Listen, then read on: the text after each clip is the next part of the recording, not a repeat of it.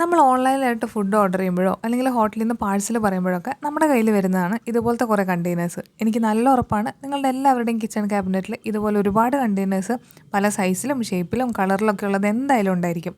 അപ്പോൾ നമ്മളിത് ക്ലീനാക്കി സൂക്ഷിക്കുന്ന രണ്ട് കാര്യങ്ങൾ പറഞ്ഞിട്ടായിരിക്കും. ഒന്നെന്ന് പറയുന്നത് ഇതിൽ വല്ല ഫുഡൊക്കെ ആർക്കെങ്കിലുമൊക്കെ അങ്ങോട്ടും ഇങ്ങോട്ടൊക്കെ കൊടുക്കാം. രണ്ടെന്ന് പറയുന്നത് വല്ല സാധനങ്ങളൊക്കെ ഇട്ട് വയ്ക്കാം. ഇതിന് വേണ്ടിയിട്ടാണ് നമ്മൾ മെയിനായിട്ട് ഇത് എടുത്ത് വയ്ക്കുന്നത്.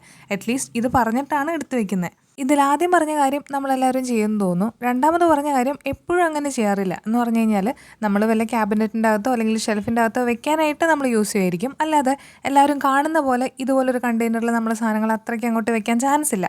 പക്ഷേ ഇതുപോലെ സിമ്പിളായിട്ടൊരു മേക്ക് ഓവർ കൊടുത്തു കഴിഞ്ഞാലുണ്ടല്ലോ, നമുക്ക് നല്ല എസ്തെറ്റിക് ആയിട്ടുള്ളൊരു ബേസായിട്ട് യൂസ് ചെയ്യണമെങ്കിൽ അങ്ങനെ ചെയ്യാം. ഇല്ലെങ്കിൽ വല്ല സാധനങ്ങളൊക്കെ ഇട്ട് വെക്കാനായിട്ട് യൂസ് ചെയ്യണമെങ്കിൽ അങ്ങനെയും ചെയ്യാം. അടിപൊളിയാണ്. നിങ്ങളെല്ലാവരും ഡെഫിനറ്റ് ആയിട്ടും ട്രൈ ചെയ്ത് നോക്കണം കേട്ടോ.